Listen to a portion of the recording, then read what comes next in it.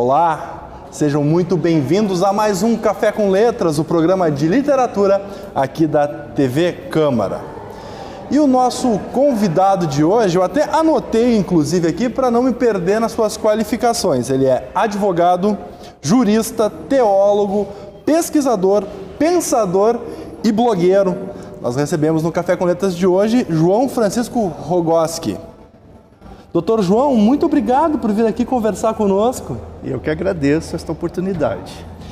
Nessas suas qualificações que eu apontei aqui, aparecem coisas um pouco, talvez, opostas, que é a advocacia, que é o direito, e a teologia, por exemplo. Certo. Na verdade, eu diria que não tem nada de opostos. Eles, na minha visão, eles são complementares. Porque a teologia, de certa forma, é o conhecimento de Deus que é manifestado nas suas leis, que são as Sagradas Escrituras. E a interpretação das Sagradas Escrituras, ela também obedece princípios de interpretação, como a hermenêutica e a exegese, que também se aplica ao direito. Então, acredito que não seja assim tão opostos, né? Eu acredito que é uma complementaridade ao menos tem me ajudado muito a compreender melhor a ciência jurídica e os fenômenos sociais através das lentes da teologia. Então a teologia lhe ajuda a ter esse novo olhar sobre as coisas do direito. Com certeza, me ajuda bastante. E eu acredito que não só apenas a mim, mas se tu, por exemplo, analisares as manifestações, os textos, as obras de Leonardo Boff, vai ver também que há muito da questão da justiça, da questão social, né? Sim, toda a teologia da libertação do Leonardo Boff. Da libertação, né? Eu, por exemplo, eu escrevi a teologia da dominação e a influência no judiciário. Uhum. Então, são questões que a teologia me deu esta visão, né? A opção do judiciário pelos ricos, por exemplo, né? A teologia da libertação é a opção pelos pobres. Sim. A teologia da dominação é a opção pelos ricos. Sim, a teologia da libertação é fazer o reino de Deus aqui na Terra. Aqui na Terra, com certeza. Aliás, como no século XVIII, XIX, escreveu aquele grande escritor russo, Dostoiévski, né? E eles têm um livro que diz: o reino de Deus está em nós, dentro de nós.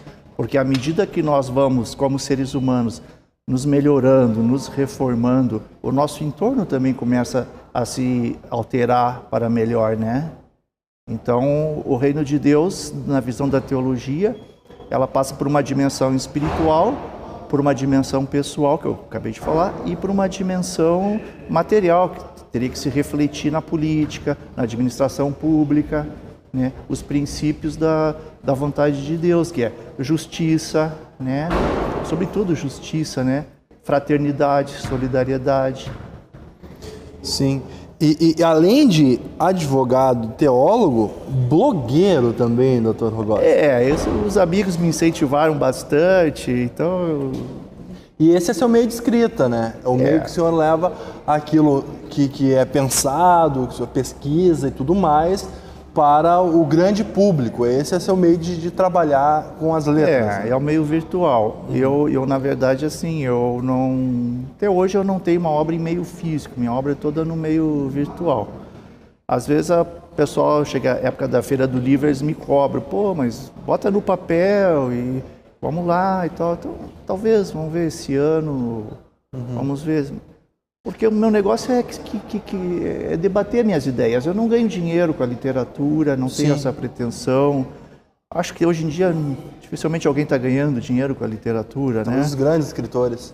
Então assim, eu não tenho essa pretensão. Eu quero debater, eu quero suscitar o debate em torno das ideias. E o objetivo de tudo isso para um pensador é um mundo melhor.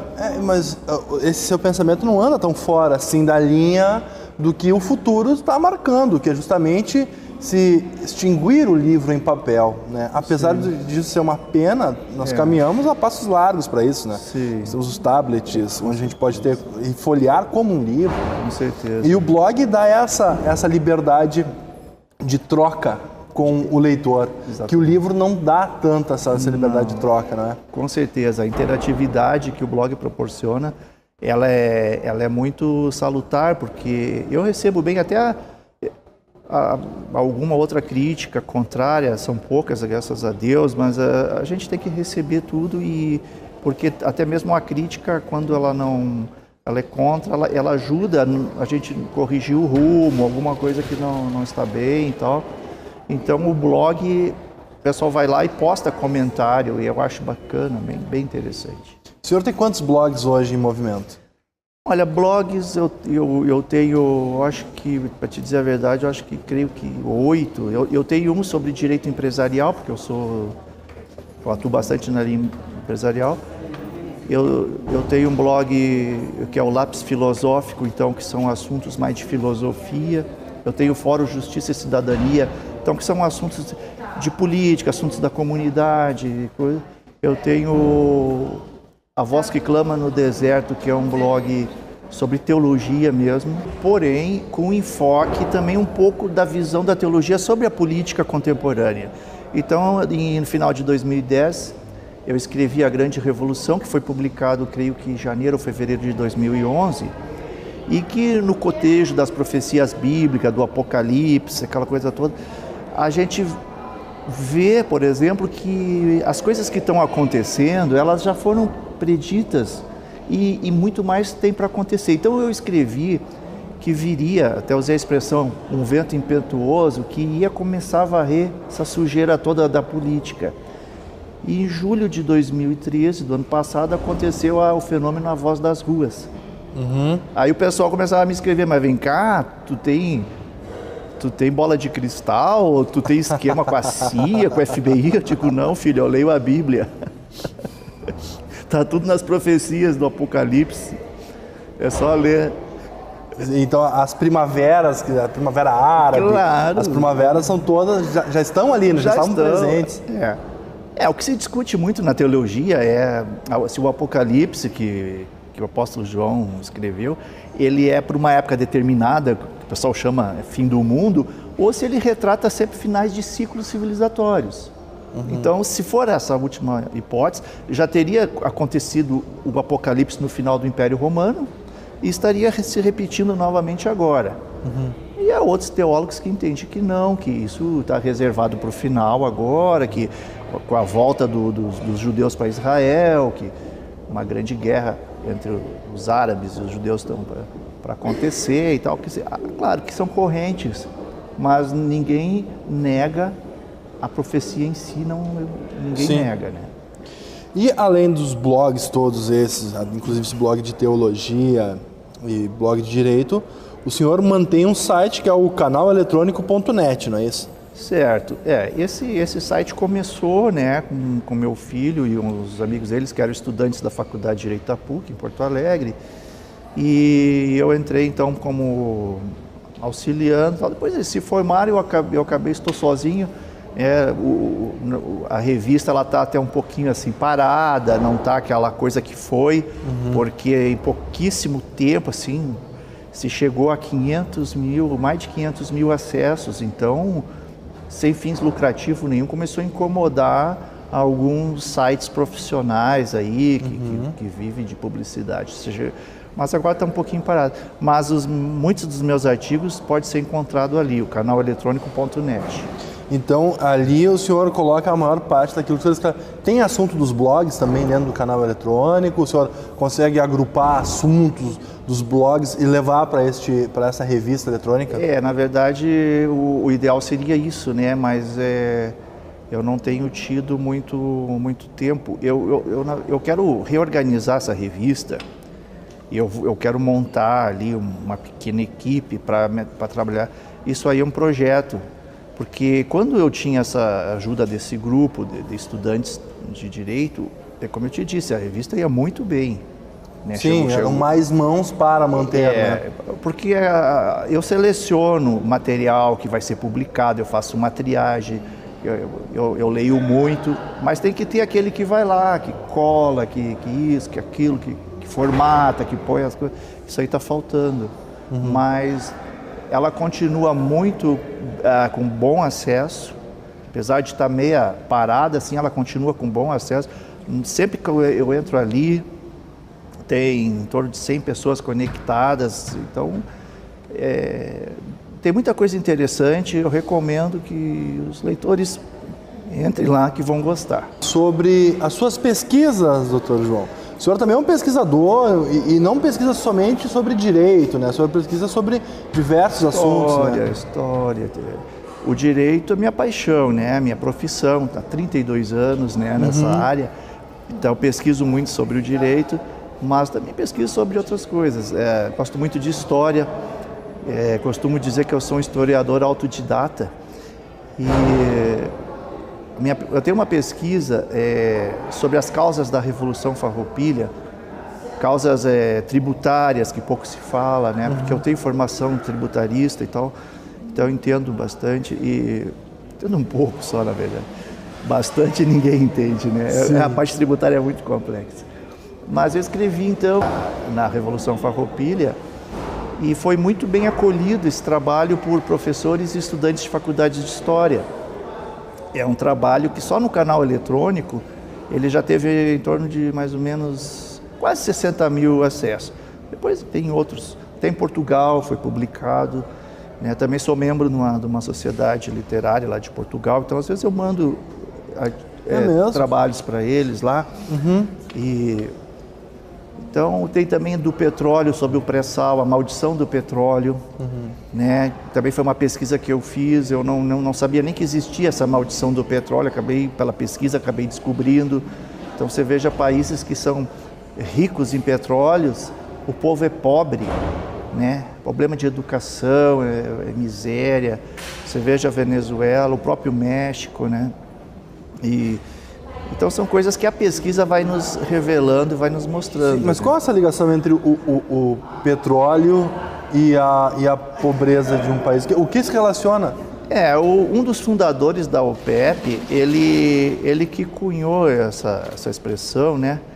E que basicamente é o seguinte: a abundância de dinheiro, ela acaba ensejando muito a importação de mercadorias, de bens e coisa e tal, e não fomenta a indústria local, não gera empregos na localidade, né?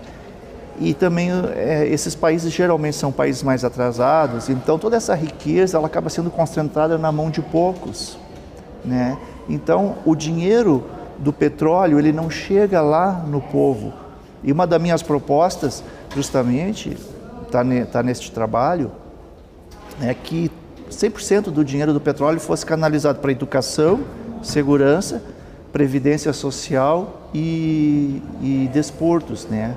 Porque a prática esportiva, cada adolescente, cada jovem que está no esporte é um a menos na droga. Sim. Né?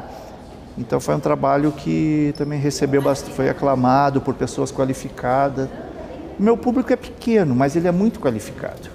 Né? Eu tenho muita gente que também escreve, né? Que acompanha meu trabalho. E escrever para um público qualificado assim é sempre um risco, né? Porque tem sempre o risco de estar entrando em um campo de uma pesquisa ou algo assim, talvez por curiosidade, queira publicar alguma descoberta, e tu tem os contrários, a pesquisa, o resultado da pesquisa, que vão debater isso. Inclusive, na verdade, esse debate é até válido, esse debate até é salutar, mas não dá direito ao erro, né? Com certeza. Eu sempre digo o seguinte: a ideologização das coisas é problemático. Na literatura, que palavrinha difícil, vamos dizer assim, atrelar a política partidária, né? Eu acho que ela limita muito, ela põe um cabresto no escritor, no pensador. Eu sempre tive cuidado, eu tenho uma participação assim, política na comunidade, em termos de associação de moradores e tal, mas eu nunca me filiei a nenhum partido. Sim. Né?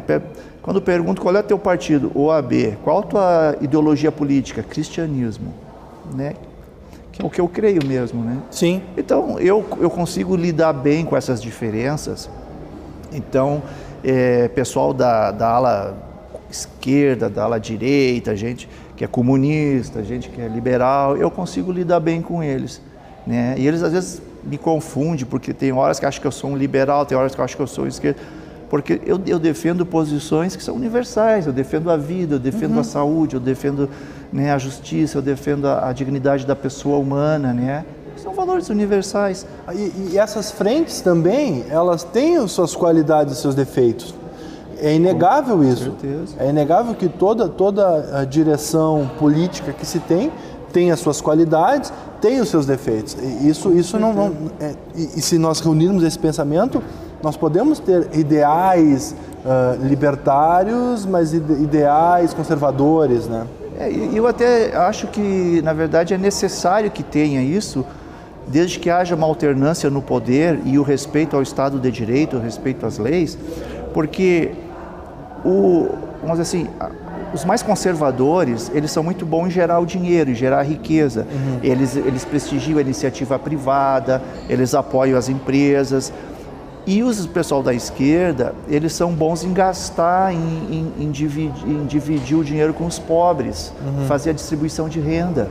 Então eu acho que é importante ter quem ganhe e tem quem administra, quem distribua para os necessitados. Né? Agora o que não pode é se perpetuar, uma facção se perpetuar no poder aí por 20 anos, aí já destoa do espírito democrático, né? E esse jogo é bem saudável até para a política. É saudável, oxigena a política, com certeza. E até o próprio debate de posições, ele é muito bem-vindo para a política. Nós falamos aqui da TV Câmara, que na Câmara de Vereadores nós temos esses debates entre situação e oposição, e isso tudo gera um pensamento, isso é benéfico para a população da nossa cidade. Muito benéfico e é indispensável, porque ninguém é o dono da verdade. Eu mesmo, quantas vezes eu mudo de opinião, como dizia Rui Barbosa, mudar de opinião não é nunca um mal quando se muda do erro para o acerto. Claro. Né? Então, muitas vezes eu vejo que o meu oponente lá está certo e tem um argumento sólido, eu acabo me rendendo. Porque somos seres inteligentes, né? Não podemos ficar atrelados numa coisa assim, né? O fanatismo, né? O fanatismo é terrível, eu acho terrível. Encaminhando o nosso final aqui do nosso programa, Dr. Rogovski, ter um blog e ter essa troca de informações com o leitor, o que facilita. O livro não tem essa troca tão direta, só se tu for encontrar o leitor, o autor em algum lugar, e pode-se ter essa troca de informações, essa troca de pensamentos.